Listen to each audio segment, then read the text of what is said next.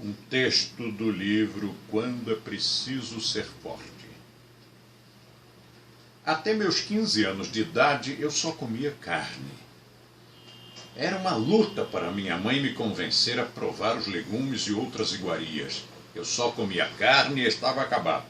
Ainda por cima, fazia questão de que a carne fosse mal passada e viesse sangrando. Sim, todos temos um passado negro, ou deveria dizer um passado ensanguentado. Por essa época eu tinha um amigo chamado Vladimir, que não comia carne. Quando ele ia almoçar na nossa casa, eu explicava à minha mãe. Mãe, o Vlad não come carne. Por quê? Perguntava ela. Sei lá, maluquice dele. Sempre achei meio doideira do Vladimir não se alimentar direito, como qualquer pessoa normal. No entanto, um dia tivemos uma disputa dessas de adolescente e partimos para a briga. A essa altura eu já estava, aparentemente, muito mais forte do que ele, tinha desenvolvido um físico atlético e começara a praticar lutas. Apesar disso, quando Vlad me segurava num estrangulamento ou outro golpe, era de uma força descomunal. Aquilo mexeu comigo. De onde o meu amigo tirava tanto vigor? Guardei a experiência em meu arquivo de memórias e segui em frente. Quando tinha 16 anos de idade, li em algum dos muitos livros que eu debulhava incessantemente que uma pessoa civilizada, educada e sensível não deveria comer as carnes de animais mortos. Que uma pessoa inteligente deve procurar ter uma alimentação mais seletiva, que evitando as carnes de todos os tipos e cores, nosso corpo fica mais saudável e purificado, proporcionando condições para uma evolução interior muito mais rápida e efetiva. Não titubeei. Lembrei-me da força do Vladimir e decidi parar de comer carnes. No entanto, era o mês de junho de 1960. Estava ocorrendo na minha rua uma festa junina que reunia a garotada de todas as casas, e um dos prazeres dessas festas eram as comidinhas, e tudo grátis. Havia uma barraquinha de mini hot dogs. Como despedida, tracei 15. Passados mais de 50 anos, não me lembro se havia sido só o pão com molho, ou se foi com salsicha e tudo. O fato é que essa teria sido a última vez. Dali para frente, tornei-me formalmente um sincero e verdadeiro não carnívoro, logo sem devorar carnes mortas de nenhum tipo.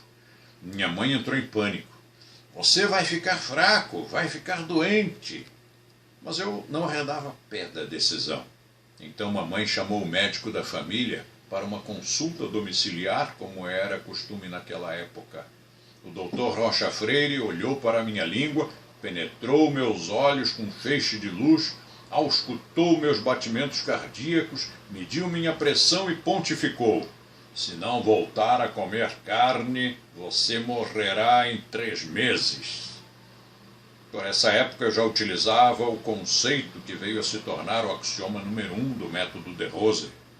Não acredite. E eu não acreditei. Pouco tempo depois fui ao enterro do médico. E continuo muito vivo até hoje, meio século depois. Minha mãe sempre lamentava. Eu queria fazer uma comidinha gostosa para você, mas você não come nada. E por mais que eu explicasse que comia sim, de tudo, consumia agora muito mais variedades do que antes e apreciava uma profusão de pratos de forno e fogão, não adiantava. No conceito da mamãe e de tantas outras pessoas, eu não comia nada. E mesmo ela não podendo mais contar com a cumplicidade do médico que morrera, o estribilho prosseguia buzinando nos meus ouvidos. Você vai ficar fraco, você vai ficar doente.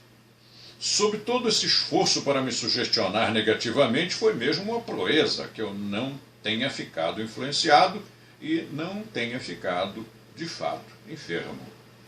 Com o tempo, ela foi se acostumando, pois cada vez mais eu me tornava alto, mais forte, ultrapassando em muito a altura dos meus pais, tios e do meu irmão mais velho, que a essa altura estava na academia militar.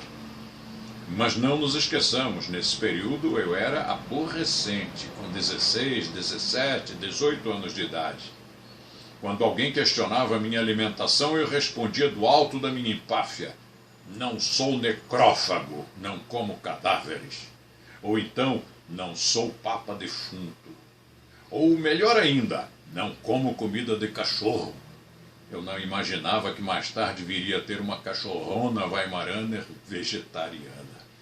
Obviamente, não recomendo a ninguém dar essas respostas mal educadas.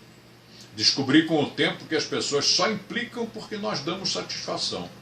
Quem não gosta de comer jiló, por acaso fica apregoando isso?